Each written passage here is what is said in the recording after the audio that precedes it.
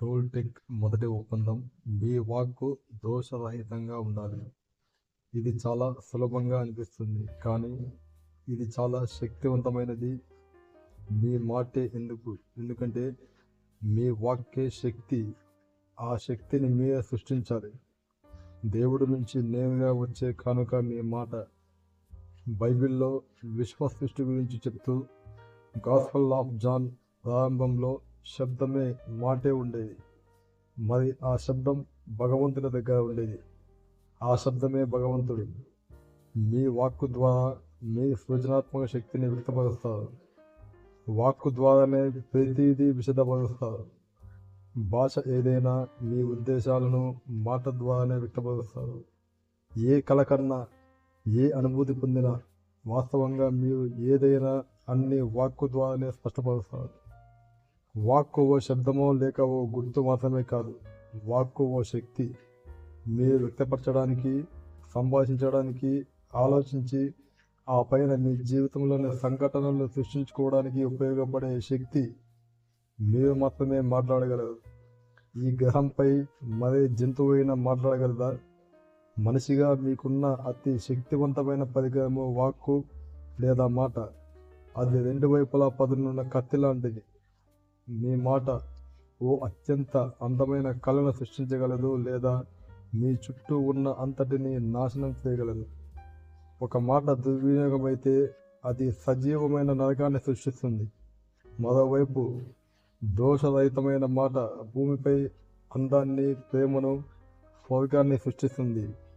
మీ మాటను మీరు ఎలా ఉపయోగించారు అన్న దానిపై ఆధారపడి మీ మాట మిమ్మల్ని స్వతంత్రులను చేయగలదు, లేదా మీకు తెలిసిన దానికన్నా ఎక్కువగా మిమ్మల్ని బానిసగా చేయగలదు. మీ ఇంద్రజాల విద్య అంతా మీ మాటపై ఆధారపడి ఉంటుంది. మీ మాట దోషరహితంగా వాడినప్పుడు మీ మాట శుద్ధమైన ఇంద్రజాలం. మీ మాటను తప్పుగా ఉపయోగించినప్పుడు అది క్షుద్ర ఇంద్రజాలం. మాట ఎంత శక్తివంతమైనదంటే ఒక మాట జీవితాన్ని మార్చగలదు, లేదా కోట్ల ప్రజల జీవితాలను నాశనం చేయగలదు. కొన్ని సంవత్సరాల క్రితం జర్మనీలో ఒక మనిషి వాక్కును ఉపయోగించి మిక్కిలి మేధావంతులు ఉన్న మొత్తం దేశాన్ని మార్చివేశాడు. వాక్కు యొక్క శక్తితోనే అతను తన ప్రజలను ప్రపంచ యుద్ధానికి నడిపాడు. పైశాచికమైన హింసను ఆచరించడానికి వారిని ఒప్పించాడు. ప్రజల భయాన్ని తన మాటలతో మరింత పెంచాడు. ఓ పెద్ద విస్ఫోటనంలా ప్రపంచమంతా ఒకరి పట్ల ఒకరు భయపడి మనుష్యులు ఒకరినొకరు నాశనం చేసుకున్నారు. భయం వల్ల పుట్టిన నమ్మకాలు మరియు ఒప్పందాలపై ఆధారపడిన హిట్లర్ వాక్కు శతాబ్దాల తరబడి గుర్తుండిపోయింది. మనిషి మనస్సు నిరంతరము మొలకెత్తే సారవంతమైన నేల లాంటిది. ఉద్దేశాలు, అభిప్రాయాలు, ఆలోచనలే విత్తనాలు. వచ్చిన చిక్కల్లా మనస్సు తరచుగా భయం అనే విత్తనాలకే సారవంతంగా ఉంటుంది. ఏ రకమైన విత్తనాలను మన మనస్సు సారవంతమైనదో చూసుకోవడమే చాలా ముఖ్యమైన విషయం. మన మనస్సును ప్రేమ అనే విత్తనాలు మొలకెత్తడానికి సారవంతం చేయాలి. హిట్లర్ ఉదాహరణ తీసుకోండి. ఆయన అందరిలోనూ భయాందోళనలను విపరీతంగా పెంచి భయంకర క్రూరమైన వినాశాన్ని అతి సులభంగా సాధించాడు. వాక్కు యొక్క ఈ శక్తిని గమనించి మన నోటి ద్వారా ఎటువంటి శక్తి విడుదల అవుతుందో అర్థం చేసుకోవాలి. మన మనస్సులో మొదలైన ఓ చిన్ని భయం లేదా అనుమానం అంతులేని సంఘటనలను సృష్టిస్తుంది. ఒక్క మాటతో మంత్రించి వశం చేసుకోవచ్చు. మనుషులు మాటలను శుద్ధ మాంత్రికుల్లా వాడి వారికి తెలియకుండానే ఒకరినొకరు వశం చేసుకోవచ్చు. ప్రతి మనిషి ఒక మాంత్రికుడే. మనం ఎదుటి వారిని మన వశం చేసుకోవచ్చు, లేదా మన మాటతో బంధ విముక్తుడిగా కావించవచ్చు. మన అభిప్రాయాలతో ఎల్లప్పుడూ ఎదుటివారిని ప్రభావితం చేస్తున్నాం. ఉదాహరణకు, అప్పటికప్పుడు ఏర్పడిన అభిప్రాయంతో ఒక స్నేహితుని చూసి క్యాన్సర్ రావడానికి ముందు ఏర్పడే రంగు నాకు నీ ముఖంలో కనిపిస్తుంది అని అంటాను. అతను ఆ మాట విని అంగీకరిస్తే సంవత్సరం కన్నా ముందే అతనికి నిజంగా క్యాన్సర్ వస్తుంది. ఇది మన మాటకున్న శక్తి. మన తల్లిదండ్రులు, పెద్దవారు మనలను పెంచేటప్పుడు ఏ మాత్రం ఆలోచించకుండా మన గురించి, మన అభిప్రాయాలను, ఉద్దేశాలను ప్రకటిస్తారు. మనం వాటిని నమ్మి భయాలు పెంచుకుంటాం. వారు చెప్పినట్లు మనకు ఈతలో ప్రావీణ్యం లేదు, ఆటలలో మెరుగైన వారం కాదు, ఇలా ఎన్నో భయాలు మనలో పాతుకుపోయాయి. ఈ అమ్మాయి చాలా అందవికారంగా ఉంది కదూ అంటూ ఎవరో తన అభిప్రాయం విడిపుచ్చారు. ఆ అమ్మాయి విని అది నిజమని నమ్మి అదే అభిప్రాయంతో పెరుగుతుంది. ఆమె ఎంత అందమైన అమ్మాయి అయినప్పటికీ ఇతరుల మాటతో ఒప్పందం ఉన్నంత వరకు తాను అందంగా లేనని నమ్ముతుంది. ఇదే మాటకు మంత్రబద్ధం కావడం అంటే. మన ధ్యాసను పట్టుకుని వాక్కు మనస్సులో ప్రవేశించి మన విశ్వాసాన్ని మంచికైనా లేదా చెడుకైనా పూర్తిగా మార్చివేయగలదు. ఇంకో ఉదాహరణ, మీరు ఓ మూర్ఖుడని మీరు నమ్ముతున్నారు. ఇది మీరు నమ్ముతున్నంత కాలం మీరు ఓ మూర్ఖుడని దృఢపట్టుకోవడానికి చాలా పనులు చేస్తారు. ఏదో ఒక పని చేసి నేను చాలా తెలివిగల వాడినని అనుకున్నాను, అయితే నేను చాలా మూర్ఖుడిని, లేకపోతే అటువంటి పని నేను చేసి ఉండేవాడిని కాదు అని ఆలోచిస్తారు. ఇలా మనం 100 రకాలుగా ఆలోచించి మన మూర్ఖత్వానికే మనం చిక్కుకుపోతాం. ఏదో ఒకరోజు ఇంకొకరు మిమ్మల్ని మూర్ఖుడని అన్నది ఎవరు, మీరు మూర్ఖుడు కాదు అంటూ తన మాటలు మీ మనస్సులోకి దూరుస్తారు. ఆ వ్యక్తి మాటలు నమ్మి ఇంకో కొత్త ఒప్పందం చేసుకుంటారు. దీని ఫలితంగా మీరు మూర్ఖుడు కాదని నమ్మి మరెన్నడూ మూర్ఖుడు అని దృఢపరుచుకునే పనులు చేయరు. మూర్ఖుడు అనే పంజరంలో నుంచి మాటకున్న శక్తితో బయటపడతారు. దీనికి వ్యతిరేకంగా మీరు మూర్ఖుడని విపరీతంగా నమ్మితే ఎవరైనా అవును నీలాంటి మూర్ఖుడిని నేను ఇంతవరకు కలవలేదు అంటే ఆ మాట తిరిగి మీ మనస్సులో చేరి మరింత బలపడుతుంది. ఇప్పుడు దోషరహితం ఇంపెకబిలిటీ అంటే ఏమిటో తెలుసుకుందాం. పాపరహితం అంటే పాపం లేకుండా అని అర్థం. ఇంపెకబుల్ అనే పదం లాటిన్ భాషలోని పికాటస్ నుంచి వచ్చింది. పికాటస్ అంటే పాపం. ఇంపెకబుల్లోని ఇమ్ అంటే వితౌట్ అనే అర్థం. అందుకే ఇంపెకబుల్ అంటే వితౌట్ సిన్ అనే అర్థం. మతం పాపల గురించి మాట్లాడుతుంది, కానీ మన పాపం ఏమిటో తెలుసుకుందాం. మీ భావనలకు వ్యతిరేకంగా మీరు ఏది చేసినా అది పాపమే. మీకు వ్యతిరేకంగా మీరు చెందే అనుభూతి, విశ్వాసం, మాట కూడా పాపమే. మీ పట్ల మీరు తీర్పు చెప్పుకుని మిమ్మల్ని మీరు తిట్టుకుని మీకు మీరు వ్యతిరేకం అవుతారు. దోషరహితంగా లేదా వాక్శుద్ధి కలిగి ఉండడం అంటే మిమ్మల్ని మీరు వద్దనుకోవడం కాదు. మీరు వాక్శుద్ధి కలిగి ఉంటే మీ పనుల పట్ల మీరు బాధ్యత వహిస్తారు, అంతేకాని మిమ్మల్ని మీరు తిట్టుకోరు, మీ పట్ల మీరు తీర్పు చెప్పుకోరు. ఈ దిశలో గమనిస్తే పాపం అనేది నీతికి, మతానికి సంబంధించినది కాదని, అది ఇంగిత జ్ఞానాలకి సంబంధించిందని అర్థమవుతుంది. మిమ్మల్ని మీరు నిరాకరించుకున్నప్పుడే పాపం మొదలవుతుంది. మన పట్ల మనం నిరసన కలిగి ఉండడమే మనం చేసే గొప్ప పాపం. మతం మాటలలో అంటే చావు తప్పని పాపం, మార్టల్ సిన్ అని, అది మృత్యువు వైపు నడిపిస్తుంది. కానీ వాక్శుద్ధి అంటే ఇంపెకబిలిటీ ఆయుష్ కలిగిస్తుంది. వాక్శుద్ధి కలిగి ఉండడం అంటే ఇంపెకబుల్ విత్ యువర్ మైండ్. మీ పట్ల మీకు నిరసన ఉండకపోవడం. వీధిలో మిమ్మల్ని చూసి నేను స్టూపిడ్ అంటే మిమ్మల్ని తిట్టినట్లు అనిపించవచ్చు, కానీ ఆ మాటను నాకు వ్యతిరేకంగా నేను వాడుకున్నాను. అలా అనడం వల్ల మీరు నన్ను ద్వేషిస్తారు. మీ ద్వేషం నాకు మంచిది కాదు. నాకు కోపం వచ్చి ఆ కోపం అనే విషం అంతా మాట ద్వారా మీకు పంపాను అంటే ఆ మాటను నాకు వ్యతిరేకంగా వాడినట్లే కదా. నన్ను నేను ప్రేమించినట్లయితే ఆ ప్రేమను నా పనుల ద్వారా మీతో వ్యక్తపరుస్తాను. అప్పుడు నా వాక్కు దోషరహితంగా ఉన్నట్టు. ఎందుకంటే నా ప్రేమ అనే చర్య అలాంటి ప్రతి చర్యను పుట్టిస్తుంది. మిమ్మల్ని నేను ప్రేమిస్తే మీరు నన్ను ప్రేమిస్తారు. నేను మిమ్మల్ని అవమానపరిస్తే మీరు నన్ను అవమానపరుస్తారు. మీ పట్ల నేను కృతజ్ఞత చూపితే మీరు నా పట్ల కృతజ్ఞత చూపుతారు. నేను మీ పట్ల స్వార్థపడునైతే మీరు నా పట్ల స్వార్థం చూపుతారు. నా మాటలతో మీ చుట్టూ పంజరం ఏర్పరిస్తే మీరు నన్ను అలాగే చూస్తారు. మీ శక్తిని మీరు సరిగ్గా వాడుకోవడం అంటే మీ వాక్కు శుద్ధిగా అంటే దోషరహితంగా ఉండడమే. అప్పుడు మీ పట్ల మీ ప్రేమను, నిజాయితీని కలిగి ఉండడానికే మీ శక్తిని వినియోగించిన వారవుతారు. ఎప్పుడైతే మీ వాక్కు దోషరహితంగా ఉండాలనే ఒప్పందం మీతో మీరు చేసుకుంటారో అప్పుడు ఆ ఉద్దేశం వల్ల సత్యం మీ ద్వారా విషదమై మీలోని అన్ని రకాల విషపూరితమైన మానసిక వికారాలను, భావోద్వేగాలను శుభ్రపరుస్తుంది. అయితే ఈ ఒప్పందానికి పూర్తిగా వ్యతిరేకమైనది చేయడం మనం నేర్చుకోవడం వల్ల ఈ ఒప్పందం నెరవేర్చడం కష్టమవుతుంది. ఇతరులతోనే కాకుండా మనతో మనం అబద్ధాలాడే అలవాటు మనం చేసుకున్నాం. అంచేత మన వాక్కు శుద్ధిగా లేదు. మన వాక్కు యొక్క శక్తిని పూర్తిగా దుర్వినియోగం చేశాం. మాటను శపించడానికి, నిందించడానికి, తప్పుపట్టడానికి, నాశనం చేయడానికి మనం వాడుకున్నాం. అప్పుడప్పుడు సరైన దారిలో వాక్కును మనం వాడుతూ ఉండవచ్చు, కానీ అలా చాలా తక్కువ సార్లు మాత్రమే జరుగుతుంది. చాలా వరకు వాక్కును వ్యక్తిగత విషయాన్ని, అంటే కోపాన్ని, అసూయను, ద్వేషాన్ని ప్రకటించడానికే ఉపయోగిస్తున్నాం. మాట మనిషికున్న అతి శక్తివంతమైన కానుక, కానీ దానిని మన పట్ల మనం నిరసన తెలియజేయడానికే వాడుకుంటున్నాం. ప్రతీకారం కోసం ప్లాన్ చేస్తాం. మాటలతో గందరగోళం సృష్టిస్తున్నాం.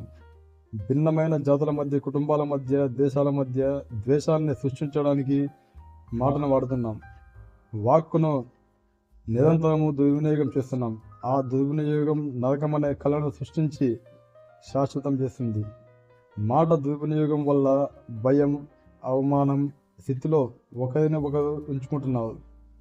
మనుషుల మాట మ్యాజిక్. ఆ మాటను సరిగ్గా ఉపయోగించలేకపోతే అదే బ్లాక్ మ్యాజిక్ అవుతుంది. మన మాట మ్యాజిక్ అని తెలియకపోవడం వల్ల ఎప్పుడు మనం బ్లాక్ మ్యాజిక్నే పాడుతున్నాం. దయ కలిగిన తెలివైన ఒక స్త్రీ ఉంది. ఆమెకు ఒక కూతురు. ఆ కూతురు అంటే ఆవిడకు అమితమైన ప్రేమ, ఇష్టం. ఒకరోజు రాత్రి ఆమె పని నుంచి చాలా అలసిపోయి విపరీతమైన తలనొప్పితో, టెన్షన్తో ఇంటికి వచ్చింది. ఆ సమయంలో ఆమెకు నిశ్శబ్దంగా, శాంతిగా ఉండాలని ఉంది. కానీ కూతురు హాయిగా పాడుకుంటూ సంతోషంగా గెంతుతూ ఉంది. తన లోకంలో తాను ఉండి ఆ తల్లి పరిస్థితి గమనించలేదు. ఎంతో ఆనందం అనుభవిస్తూ మరింత బిగ్గరగా పాడుకుంటూ, గెంతుతూ తన సంతోషాన్ని, ప్రేమని వ్యక్తపరుచుకుంటుంది. బిగ్గరగా పాడుతున్న ఆ అమ్మాయి పాట తల్లి తలనొప్పిని మరింత పెంచింది. కాసేపటికి తల్లి తట్టుకోలేక కంట్రోల్ తప్పి అందమైన తన చిన్న కూతుర్ని చూసి, నోర్ముయ్, నీ స్వరం పరమ వికారంగా ఉంది, నోరు మూసుకుని ఉండలేవా అనేది. సత్యం ఏమిటంటే ఏ శబ్దాన్ని ఆ తల్లి భరించలేకుండా ఉన్నది. ఆ చిన్ని పాప గొంతు వికారంగా లేదు, కానీ తల్లి చెప్పింది ఆ పాప నమ్మింది. ఆ క్షణం నుంచే ఆ అమ్మాయి తనతో తాను ఒప్పందం చేసుకుంది. తన గొంతు వికారంగా ఉండడం వల్ల తాను పాడితే ఇతరులు బాధపడతారని, ఇంకా ఎప్పుడూ పాడకూడదని తనతో తాను ఒప్పందం చేసుకుంది. స్కూలులో పిరికితనంతో సిగ్గుపడి పాడమని అడిగినా పాడేది కాదు. ఇతరులతో మాట్లాడడానికి కూడా ఆమెకు చేతనయ్యేది కాదు. ఆ చిన్ని అమ్మాయిలో ప్రతి విషయంలోనూ పై ఒప్పందం వల్ల మార్పు వచ్చింది. తాను ఇతరులచే ప్రేమింపబడాలి, అంగీకరింపబడాలి అంటే తన స్వభావాలన్నింటినీ, ఉద్వేగాలన్నింటినీ అణచి ఉంచుకోవాలనే మూఢ విశ్వాసం ఆ అమ్మాయిలో ఏర్పడింది. ఎప్పుడైతే మనం ఏదైనా అభిప్రాయం విని నమ్మితే మనం ఒక ఒప్పందం చేసుకుంటాం. ఆ ఒప్పందం మన విశ్వాసాల పట్టికలో భాగమైపోతుంది. ఆ చిన్ని అమ్మాయి పెరిగి పెద్దదైనా తన కంఠం గొప్పగా ఉన్నా కూడా మరెప్పుడు పడలేదు. ఒక్క మాటతో ఆ అమ్మాయి ఈ రకమైన మార్పుకు గురైంది. ఈ మార్పు తనను ప్రేమించే తన తల్లి ద్వారానే జరిగింది. ఆ తల్లి తన మాట ఎంత పనిచేసిందో గమనించలేదు. తాను క్షుద్ర మాటను వాడి తన కూతురిపైనే ఒక పంజరం ఏర్పరిచింది. తన మాటకున్న శక్తి ఏమిటో ఆమెకు తెలియదు. అందుకు ఆమెను దూషించవలసిన అవసరం లేదు. తన పట్ల తన తల్లి, తండ్రి, ఇతరులు ఏం చేశారో అదే తాను తన కూతురి పట్ల చేసింది. మాటను దుర్వినియోగం చేసింది. ఇలా ఎన్నిసార్లు మన పిల్లల పట్ల మనం చేశాం. ఈ రకమైన అభిప్రాయాలు వాళ్ళ మీద కమ్ము వేస్తాం. అవి వాళ్ళు ఏళ్ళ తరబడి మోస్తారు. మనలను ప్రేమించే వారే మనపై బ్లాక్ మ్యాజిక్ చేస్తారు. అయితే వారు ఏం చేస్తున్నారో వాళ్ళకే తెలియదు.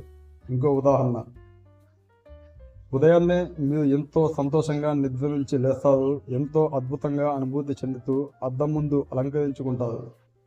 1-2 గంటల సమయం గడిపేస్తారు. అయితే మీ మంచి స్నేహితుల్లో ఒకరు మిమ్మల్ని చూసి, జేమ్స్, ఏమైంది నీకు? ఎందుకింత ఘోరంగా తయారయ్యావు? ఎందుకు ఇలాంటి డ్రెస్ వేసుకున్నావు, ఓ నీ వేషం అసహ్యంగా ఉంది అని అంటే ఇంకా అంతే సంగతులు. మీరు కృంగిపోవడానికి ఈ మాత్రం చాలు. బహుశా మీ స్నేహితురాలు మిమ్మల్ని బాధ పెట్టడానికి ఇలా అని ఉండవచ్చు. బాధ పెట్టడంలో ఆమె విజయం సాధించింది. మీపై తన అభిప్రాయాన్ని మాటలతో తెలియజేసింది. ఆ మాట వెనుక శక్తి ఉంది. ఆ అభిప్రాయాన్ని మీరు అంగీకరిస్తే ఇక మీరు ఒప్పందం చేసుకున్నట్లే. ఆ ఒప్పందం ఇక క్షుద్ర మ్యాజిక్ అవుతుంది. ఈ విధమైన వశీకరణ మాటల ప్రభావం నుంచి బయటపడడం చాలా కష్టం. వీటి నుంచి బయటపడడానికి సత్యంతో కూడిన మాటలతో కొత్త ఒప్పందం చేసుకోవాలి. వాక్శుద్ధి లేక దోషరహిత మాటలతో అత్యంత ముఖ్యమైన భాగం సత్యం.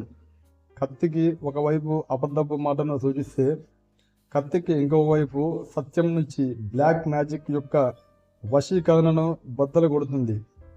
సత్యం ఒక్కటే మనలను స్వతంత్రులను చేస్తుంది, మనకు సర్వస్వేచ్ఛలను కలుగజేస్తుంది. ప్రతిరోజు మనం ఇతరులతో కలిస్తే మనం ఎన్ని మాటలతో ఒకరిని ఒకరు బందీలుగా చేసుకుంటున్నామో తెలుస్తుంది. కాలం గడిచే కొద్దీ ఆ మాటలే బ్లాక్ మ్యాజిక్ యొక్క ఘోరమైన రూపంగా మారింది. దాన్నే మనం గాలి కబుర్లు అంటాము. గాసిప్ అన్నది అత్యంత భయంకరమైన విషయం కాబట్టే ఇది బ్లాక్ మ్యాజిక్ యొక్క భయంకర రూపం అని అన్నాం. ఒప్పందం చేసుకోవడం ద్వారానే మనం ఎలా గాసిప్ చేయాలో నేర్చుకున్నాం. మనం పిల్లలుగా ఉన్నప్పుడు పెద్దవాళ్ళు ఎప్పుడు ఇతరుల గురించి మాట్లాడే గాసిప్ మాటలు విన్నాం. వాళ్ళకు తెలియని వాళ్ళని గురించి కూడా వాళ్ళు యథేచ్ఛగా అభిప్రాయాలు ప్రకటిస్తారు. అభిప్రాయాలు అనే ఈ విషయం మనలోకి చేరి అదే మనం మాట్లాడాల్సిన పద్ధతి అని నేర్చుకున్నాం. సంఘంలో గాసిప్ అనేది ముఖ్యమైన సమాచార మాధ్యమం అయింది. ఇతరులతో సున్నితంగా కావడానికి ఇది ఒక మార్గమైంది. ఎందుకంటే ఇంకొకరు మనలాగే ఇతరుల గురించి చెడుగా భావించడం మనకు ఊరట కలిగిస్తుంది. విచారం సహచర్యాన్ని కోరుతుంది అనే సామెత అనాదిగా ఉంది. నరకంలో బాధపడే వ్యక్తులు ఒంటరిగా ఉండలేదు. భయము మరియు బాధ ఈ భూమి యొక్క కళలోని ముఖ్య భాగం. ఇవే మన గ్రహాన్ని మరింత నిమ్మస్థితిలో ఉంచాయి. మానవ మేధస్సును కంప్యూటర్గా భావిస్తే గాలి కబుర్లను వైరస్తో పోల్చవచ్చు. కంప్యూటర్లోనే అన్ని కోడ్స్ ఏ భాషలో అయితే వ్రాయబడ్డాయో అదే భాషలో చెడు ఉద్దేశంతో కంప్యూటర్ వైరస్ కూడా వ్రాయబడింది. ఈ వైరస్ మీ కంప్యూటర్ ప్రోగ్రాంలోకి మీకు తెలియకుండానే ప్రవేశపెడుతుంది. ఈ వైరస్ను ప్రవేశపెట్టబడ్డ తర్వాతనే మీ కంప్యూటర్ సరిగ్గా పనిచేయదు, లేదా అన్ని కోడ్స్ కలిసిపోయి విరుద్ధమైన విషయాలను తెలియజేస్తూ మంచి ఫలితాలను ఇవ్వడం ఆపివేస్తుంది. మనుషుల గాలి కబుర్లు కూడా ఈ విధంగానే పనిచేస్తాయి. ఉదాహరణకు, మీరు ఒక కొత్త టీషర్ట్తో కొత్త క్లాసు ప్రారంభించాలని దానికోసం ఎంతో కాలం ఎదురు చూస్తారు. క్లాసు మొట్టమొదటి రోజు ఇంతకు ముందే ఆయన క్లాసు విన్న వారిని కలిశారు. అతను, ఓ ఆ టీచరా, ఉత్త డంబరాయుడు, తాను ఏం మాట్లాడతాడో తనకే తెలియదు, అందులోనూ మంచివాడు కాదు, జాగ్రత్తగా ఉండు అని అన్నాడు. ఆ మాటలు అంటున్న వ్యక్తి యొక్క మానసిక ఉద్వేగాలు, భావనలు మాటల ద్వారా మీలో ముద్ర వేస్తాయి. కానీ అలా చెప్పడంలో అతని ఉద్దేశం ఏమిటో మీకు తెలియదు. తాను ఆ క్లాస్ ఫెయిల్ అయినందుకు టీచర్ మీద కోపం ఉండి ఉండవచ్చు, లేదా భయం, దురభిప్రాయం వల్ల ఊరికే ఒక ఊహాగానానికి వచ్చి ఉండవచ్చు. కానీ మీరు ఆ పిల్లవాడిలాగా ఆ మాటలను లేదా గాలి కబుర్లను నమ్మి క్లాసులోకి వెళ్తారు. టీచర్ మాట్లాడుతూ ఉంటాడు, మీరు గాసిప్ ఎవరైతే అందించారో వారి కళ్ళతోనే టీచర్ను చూస్తున్నారని మీకు తెలియదు. తర్వాత క్లాసులోని మిగతా వారిలో ఇదే విషయాన్ని మీరు నింపుతారు. క్లాస్ అంతా టీచర్ను మోసగాడిగాను, చెడ్డవాడిగాను చూడడం మొదలు పెడతారు. ఇక మీరు క్లాసును ద్వేషించి అక్కడికి వెళ్ళడం మానుకుంటారు. మీరు టీచర్ను నిందిస్తారు, కానీ నిజానికి నిందింపబడాల్సింది గాసిప్ను. ఆ అలజడికి అంతా కారణం చిన్న కంప్యూటర్ వైరస్, చిన్న అపార్థం, తప్పుడు సమాచారం. మనుషుల మధ్య సమాచార మాధ్యమాన్నే వెలువడుతుంది, అగాధాలు సృష్టిస్తుంది. ఈ గాసిప్ను తాకిన వారంతా అంటురోగం తాకిన వారిలా దానిని అందరికీ వ్యాపింపజేస్తారు. ఇతరులు మీతో గాసిప్ మాట్లాడుతూ కంప్యూటర్ వైరస్ను మీ మనస్సులోకి ఎక్కించి ప్రతిసారి మిమ్మల్ని ఆలోచించలేని స్థితికి తీసుకొచ్చానుకోండి. ఈ గందరగోళాన్ని వదిలించుకోవడానికి మీరు ఆ గాసిప్ ఇతరులతో పంచాలని ఆ వైరస్ని ఇతరులకు వ్యాపింపజేస్తారు. భూమి మీద ఈ చైన్ ఎప్పటికీ అర్థం కాని విధంగా సాగుతుందనుకోండి. అప్పుడు మనుషుల విషపూరితమైన అంటురోగాన్ని వ్యాపింపచేసే వైరస్ను గుదిబండగా గల ఈ పరిధిలోనే సమాచారాన్ని తెలుసుకోగలదు. ఈ విషపూరితమైన వైరస్నే టోల్టెక్ మాస్టర్లు మిటోటే ఇల్యూషన్ అని అన్నారు. అంటే ఒకసారి మనస్సులో 1000 భిన్న గొంతులు మాట్లాడి గందరగోళాన్ని సృష్టించడం అన్నమాట. అదే పనిగా వైరస్ను వ్యాపింపచేసే బ్లాక్ మెజిషియన్స్ లేదా కంప్యూటర్ హ్యాకర్స్ మరింత చెడ్డవారు. మీరు కానీ లేదా మీకు తెలిసిన వారు కానీ ఎవరి మీదనైనా కోపంగా ఉండి పగ తీర్చుకోవాలని అనుకుంటున్నారు అనుకోండి. పగ తీర్చుకోవడం కోసం అతను బాధపడేటట్లు అతని మీద ఏదో దుష్ప్రచారం చేస్తారు. పిల్లలుగా ఏమాత్రం ఆలోచించకుండా ఇటువంటి పనులు చేస్తాం. కానీ పెద్దవారు అయిన తర్వాత కూడా మరింత రాటుదేలి మరింత ప్రయత్నించి ఎదుటివారిని దిగజార్చాలని చూస్తాము. అతనికి తగిన శిక్ష పడిందని మనం అబద్ధాలు చెప్పుకుంటాం. ప్రపంచాన్ని కంప్యూటర్ వైరస్ ద్వారా గమనిస్తే క్రూరమైన ప్రవర్తనకు కారణం సరిగ్గా చెప్పుకోవచ్చు. మాట దుర్వినియోగం వల్లే నరకంలోనికి మరింత కూరుకుపోతున్నామని మనకు తెలియదు. యుగాల తరబడి ఇతరుల మాటలకే వశలమవ్వడం, గాసిప్లలో పాల్గొనడం జరుగుతుంది. అయితే మన పట్ల మనం వాడే మాటలు కూడా సరిగ్గా వాడడం లేదు. మనతో మనం నిరంతరం మాట్లాడుకుంటాం. ఆలోచనలో చాలాసార్లు అయ్యో నేను చాలా లావుగా కనిపిస్తున్నాను, చాలా వికారంగా ఉన్నాను, ముసలితనం వచ్చేసింది, నా జుట్టు రాలిపోతుంది, నేను మూర్ఖుడిని, నేనెప్పుడు అర్థం చేసుకోలేను, నేనెప్పుడూ మంచిగా ఉండలేను, నేనెప్పటికీ పరిపూర్ణుడిగా ఉండలేను. ఇలా ఉంటాయి మన మాటలు. గమనించారా? మన పట్ల మనకు ఎంతటి నిరసన ఉందో, మాట అంటే ఏమిటో, అది ఏం చేస్తుందో మనం అర్థం చేసుకోవాలి. మీ మాట దోషరహితంగా ఉండాలి అనే మొదటి ఒప్పందం అర్థం చేసుకుంటే మీ జీవితంలో జరిగే అన్ని మార్పులను మీరు గమనించవచ్చు. మొట్టమొదటి మీతో మీరు వ్యవహరించే తీరులో మార్పు వస్తుంది. తర్వాత ఇతరులతో, అందరిలోనూ మీరు ప్రేమించే వారితో మీ తీరులో మార్పును మీరు చూడవచ్చు. మీరు ఎంతో ప్రేమించే వ్యక్తి గురించి ఇతరులతో మీరు ఎన్నిసార్లు మీ ప్రకారంగా మిమ్మల్ని సపోర్టు చేయాలని గాసిప్ చేశారో గుర్తుకు తెచ్చుకోండి. మీ ఉద్దేశం సరైనదేని నిరూపించుకోవడానికి ఇతరుల ధ్యాసను మీ వైపు మరల్చి మీరు ఎన్నిసార్లు మీరు ప్రేమించే వ్యక్తి గురించి చెప్పారో గుర్తుంచుకోండి. మీరు ఏ రకంగా ఆలోచిస్తారో ఆ అభిప్రాయాన్ని ప్రకటిస్తారు. అంత మాత్రం చేత అది నిజం కాజాలదు. మీ నమ్మకాల నుంచి, అహం నుంచి, ఊహల నుంచి మీ అభిప్రాయాలు పుడతాయి. మీ అభిప్రాయాలు కరెక్ట్ అని నిరూపించుకోవడానికే ఈ రకమైన విషయాన్ని సృష్టించి అందరికీ వ్యాపింపజేస్తారు. మొదటి ఒప్పందాన్ని అంగీకరించి మీ మాట దోషరహితంగాను పాపరహితంగాను ఉంటే మీ మనస్సు మారి వ్యక్తిగత సంబంధాలలో, సంభాషణల నుంచి చివరకు మీ పెంపుడు జంతువులతో మీరు మాట్లాడే మాటల నుంచి ఎటువంటి మనోవికారమైన, ఎటువంటి విషయమైనా శుభ్రపడుతుంది. మీ యొక్క దోషరహితంగా ఉన్నప్పుడు, మీ వాక్కు దోషరహితంగా ఉన్నప్పుడు ఎవ్వరి నరకాత్మక మాటల వశీకరణ నుంచైనా బయటపడే సామర్థ్యం మీకుంటుంది. నరకాత్మక అభిప్రాయాలకు మీ మనస్సు అనుకూలంగా ఉన్నప్పుడే వాటిని స్వీకరిస్తారు. మీ వాక్కు దోషరహితంగా ఉంటే బ్లాక్ మ్యాజిక్ నుంచి వచ్చే మాటలకు మీ మనస్సు ఏమాత్రం లొంగదు. దానికి బదులుగా ప్రేమ వెలువడే మాటలను స్పందిస్తుంది. మీ వాక్శుద్ధి ఎంత ప్రయోజనం చేకూర్చుంది అని బేరీజు వేసుకోవాలంటే దానికి మీ సెల్ఫ్ లవ్ లెవెల్ ఎంత పెరిగిందో గమనించండి. మిమ్మల్ని మీరు ఎంత ప్రేమించుకుంటున్నారో, మీ గురించి మీరు ఏం అనుకుంటున్నారో అనేది మీ మాట యొక్క గుణానికి తగిన విధంగా సరిగ్గా ఉంటుంది. మీ మాట దోషరహితంగా ఉన్నప్పుడు మీరు మంచిగా, సంతోషంగా, శాంతిగా ఉంటారు. సరైన వాక్కుతో, అంటే దోషరహితమైన వాక్కుతో నరకాన్ని మార్చగలరు. ఇప్పుడు నేను అటువంటి విత్తనాన్ని మీ మనసులో నాటుతున్నాను. ఆ విత్తనం మొలకెత్తుతుందా లేదా అనేది మీ మనసు యొక్క స్వభావాన్ని బట్టి ఉంటుంది. మీతో మీరు నా వాక్కు దోషరహితంగా ఉండాలి అనే ఒప్పందం చేసుకోవాలి. ఈ విత్తనాన్ని పోషించండి. అది మరిన్ని ప్రేమ బీజాలు ఉత్పత్తి చేసి భయాలను పారదోలుతుంది.